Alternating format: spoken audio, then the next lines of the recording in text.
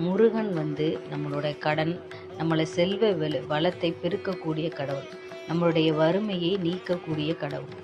அவரை நினைச்சு இந்த ஒரு முறை மந்திரத்தை கண்டிப்பாக நீங்க 6 முறை சொல்லுங்கள்.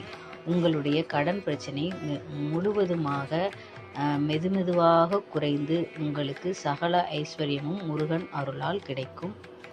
இந்த ஒரு வரி மந்திரம் என்ன அப்படின்னா, ஓம் ஐம் சம் சரவண பவாய நமக.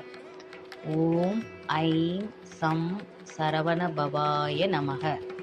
ஓம் ஐம் சம் சரவண பவாய நமக. ஓம் ஐம் சம் சரவண பவாய நமக. ஓம் ஐம் சம் சரவண பவாய நமக.